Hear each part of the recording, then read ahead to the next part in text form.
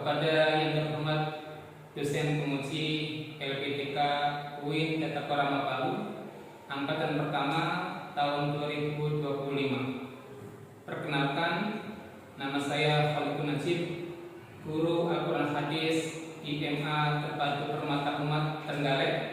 Pada hari ini saya akan melakukan video praktek pembelajaran uji kinerja pada mata pelajaran Al-Quran Hadis dengan tema makan yang halal dan baik, bab yang ke-9, kelas 11. Selamat menyaksikan. Waalaikumsalam warahmatullahi wabarakatuh. Selamat siang anak-anak semuanya. Baik, sebelum kita mulai pembelajaran pada pagi hari ini, salah satu dari kalian memimpin doa dahulu. Al-Fatihah. Bismillahirrahmanirrahim.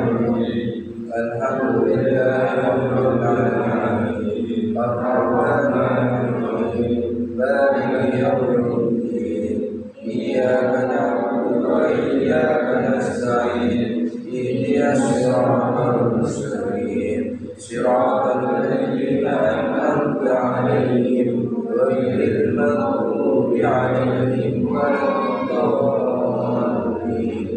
Amin. Raditu billahi rabban bil Islam dinan wa Muhammadin nabiyyan wa rasulullah. Doa pembuka hadis. Rabbi shrah li sadri wa yassir li amri wahlul 'uqdatam min lisani yafqahu qawli. Doakan belajar. Rabbi zidni ilma warzuqni fahma waj'alni minas shalihin. Ini hari ini ada yang nggak masuk?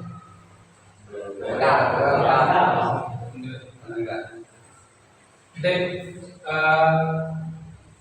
materi kali ini yaitu tentang makanan halal dan baik dalam Al-Quran dan hadis.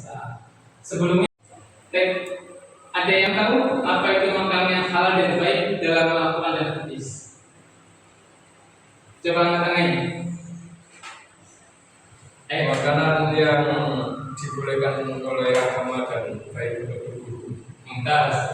Yang lain? Coba Mbak Zakia.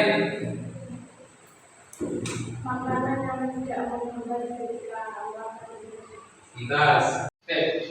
Tujuan kita mempelajari materi ini, yang pertama, coba dibaca apa itu, Mas Awas.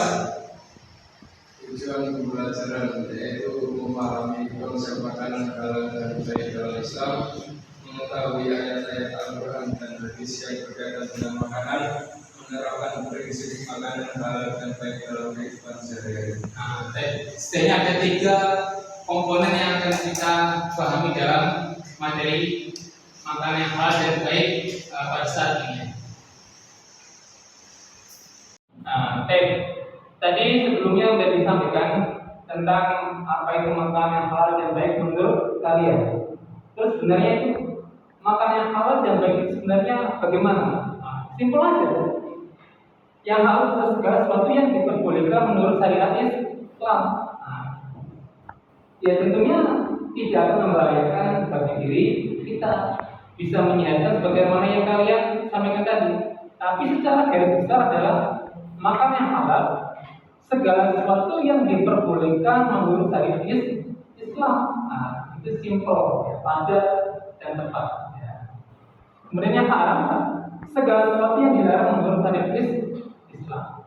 Tentu ini adalah lawan kata dari makanan yang halal. Mengenai ayat Al-Quran tentang makanan yang halal, ini terdapat dalam surah Al-Baqarah ayat 168 sampai 169. Coba dibaca dari kalian. Bismillahirrahmanirrahim. Ya ayyuhan nasu في الأرض حلالا طيبا ولا تتبعوا خطوات الشيطان إنه لكم عدو مبين إنما يأمركم بالسوء والفحشاء والقتل والأموال ما يعلمكم صدق الله العظيم. Tolong diterjemahkan, dibaca semuanya, Mas Mahmud. Manusia, makanlah dari makanan yang halal dan baik yang terdapat di bumi.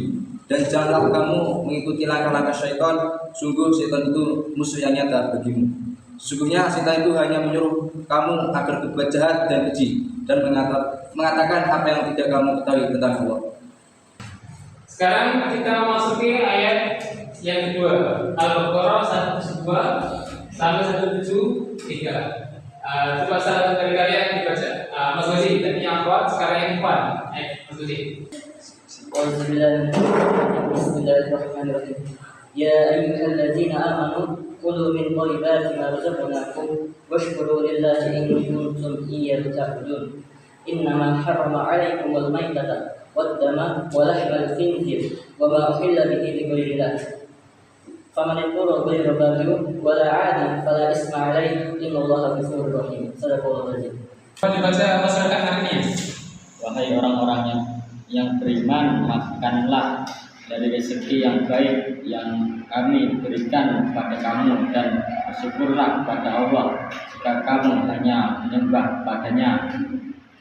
Sungguhnya Dia hanya mengharamkan atasmu bangkai, darah, daging babi dan daging hewan yang disembelih dengan menyebut nama selain Allah.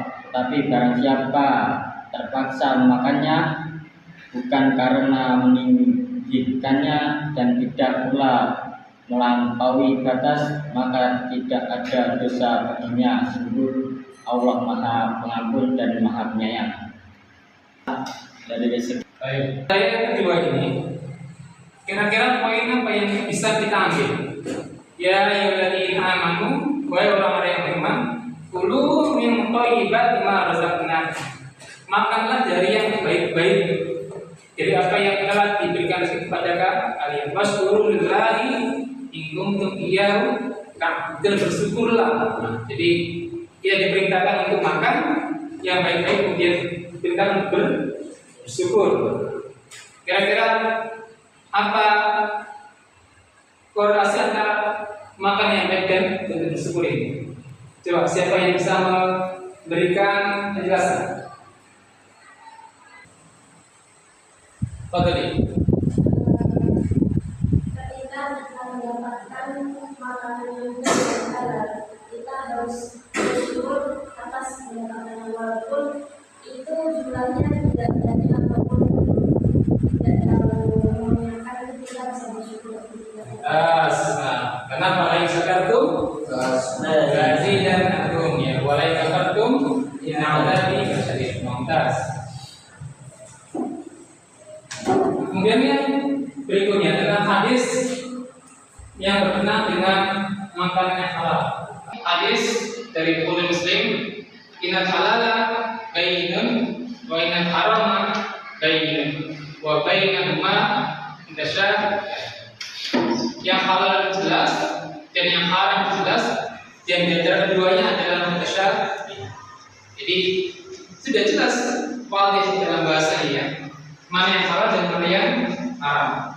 Kemudian dalam hadis yang lain, hadis riwayat At-Tirmidzi, Rasul menjelaskan setiap daging yang tumbuh dari sesuatu yang haram, maka api neraka adalah tempatnya. Maka kita harus berhati-hati beneran, jangan sampai kita nanti ketika menjadi seorang kepala rumah tangga atau sebagai ibu rumah tangga, karena kalau sudah dewasa sebentar lagi kalian akan menikah, maka harus benar-benar dijaga ya. Karena apa? Efeknya itu kepada anak-anak kita nantinya. Lebih bagus sedikit tapi halal. Syukur alhamdulillah ketika banyak, melimpah dan halal.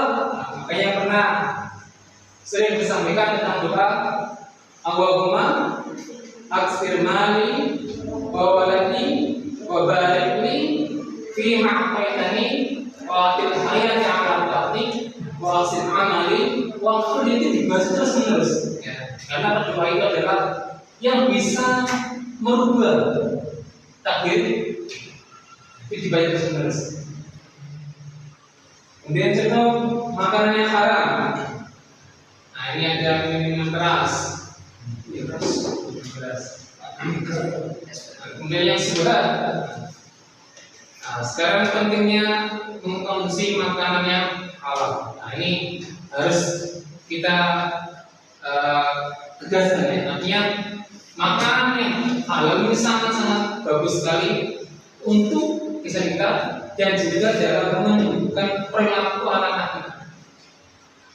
Nah, ini pertama menjaga kesehatan, kesehatan rohani, mendapatkan keberkahan hidup, kemudian memenuhi perintah dan rasulnya.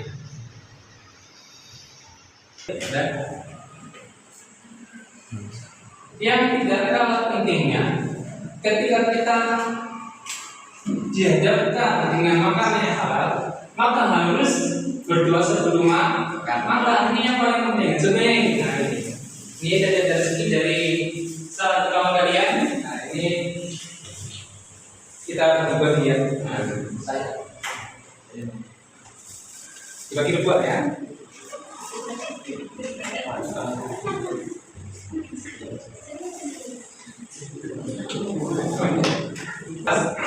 Jadi ketika kita makan harus berdoa sebelum makan. Itu yang dan setelah makan kita juga berdoanya apa? Allahumma barik lana fima.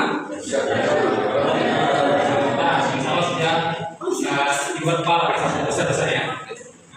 Kemudian setelah makan apa?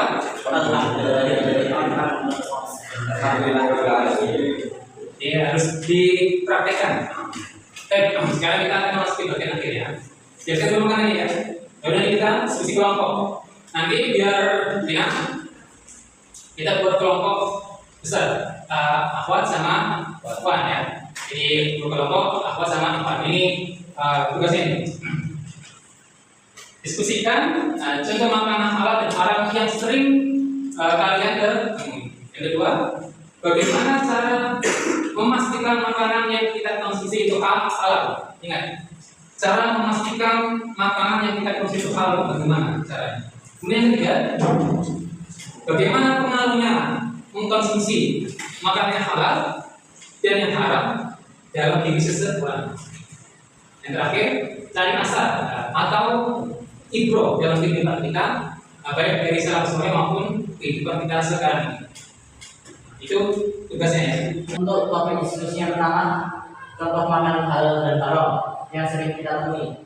Contoh makanan halalnya ada banyak. Contohnya seperti nasi ataupun makanan di market yang berada halal. Untuk contoh makanan haramnya walaupun tidak secara langsung, tapi juga sering kita lihat melalui media sosial seperti daging babi, kemudian miras. Kemudian untuk topik kedua, bagaimana cara memastikan makanan yang kita konsumsi halal? Untuk memastikannya, untuk makanan yang biasanya dilapisi bungkusan, biasanya terdapat label halal dari MUI. Kemudian untuk cara lainnya seperti kita lihat sendiri bagaimana proses makanan itu dibuat. Topik ketiga, bagaimana pengaruh konsumsi makanan yang halal dan yang haram dalam diri seseorang. Mungkin secara pengaruh biologis atau fisik tidak terlalu terlihat, tapi dari keberkahan atau dari sisi syariat berdampak besar. Kemudian topik keempat, ibro dalam kehidupan baik dari status historik maupun kehidupan sekarang. Cari ibro. Yang bisa menambahkan dari contoh dari dari para sahabat soleh dari kehidupan sekarang. Saya teringat satu kisah. Di zaman dahulu ada seorang yang menemukan sebuah apel hanyut dari sungai. Apel tersebut dia tidak ketahui anehnya dari mana, namun dia sudah terlanjur makannya. Akhirnya dia berinisiatif mencari asal muasal dari apel tersebut hingga dia menyusuri sungai sampai di suatu perkebunan. Kemudian demi menghalalkan makanan yang dia telah makan, dia menemui pemilik kebun tersebut. Kemudian bertanya dan meminta izin untuk menghalalkan apel yang dia makan. Namun pemilik kebun tersebut memberikan syarat jika ingin menghalalkan apel tersebut. Caranya apa? Yaitu agar seorang tersebut menikahi anaknya yang buta, lumpuh, bisu, dan tuli. Kalau kita pikirkan, pasti akan disebut 2 kali atau berkali-kali demi suatu makanan yang kecil, sebutir apel, sebuah apel. Kita harus menikahi seseorang yang buta, tuli, serba berkekurangan. Namun demi menghalalkan makanan tersebut, ia rela menikahi dan menerima syarat tersebut. Namun ketika sudah waktunya menikah dan melihat pasangannya, ternyata yang dimaksudkan dengan buta, tuli, lumpuh, dan bisu bukan secara fisik, namun ia buta dari hal-hal yang tidak seharusnya dia lihat. Ia tuli dari hal-hal yang seharusnya tidak dia dengar, dan dia bisu dari perkataan yang seharusnya tidak dia ucapkan. Dari sini kita bisa mengambil ibrah, karena perjuangan untuk menghalalkan sesuatu dan menghindari yang haram mungkin awalnya terlihat susah atau tidak baik, namun pada akhirnya Allah tetap memberikan yang terbaik dari kita karena kita sudah berusaha untuk yang Akhirnya saya pikirin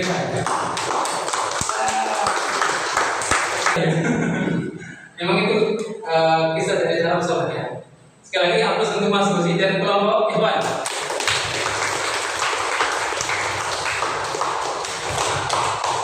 Sekarang yang Ikhwan. Sekarang yang Ikhwan ya. Saya baca dulu caranya ini. Oke. Dapat tadi bahasa saya. Jadi yang pertama itu yang mana yang halal dan yang haram. Itu yang haram, contohnya seperti guling, terus makanan yang daging dan emas. Jelas. Apa sentuh apa?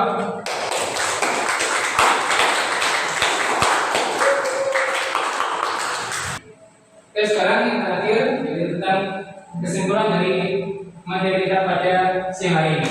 Itu penting untuk menjaga kesehatan dan keberkahan hidup, kan ya? Untuk menjaga kesehatan dan keberkahan hidup kita, bukan hanya sekedar yang penting kenyang, bukan, tapi ada keberkahan ini yang tidak sama dengan yang lain. Yang kedua, selalu perhatikan kehalalan makanan yang kita konsumsi. Ingat, sesuatu yang masuk dalam diri kita, baik yang halal ataupun yang haram, ini akan berpengaruh, apalagi terhadap doa-doa kita. Doa-doa kita ini akan terhalang. Salah satu sebabnya dikarenakan makanan yang haram yang kita konsumsi, maka harus disterilkan makanannya. Kemudian yang terakhir, ikuti petunjuk Quran dan hadis dalam memilih makanan. Ini kesimpulan kita pada hari ini. Baik, demikian materi kita pada siang hari ini. Kurang lebih mohon maaf sebelumnya, ada yang ditanyakan? Atau sudah tahu semuanya? Tahu semuanya? Alhamdulillah. Baik, kalau nggak ada mungkin cukup. Nanti persiapan untuk sholat zuhur berjamaah saya cukupi. Subhanakallahumma wa bihamdik, la ilaha illa anta, astaghfiruka wa atubu ilaik. Assalamualaikum warahmatullahi wabarakatuh.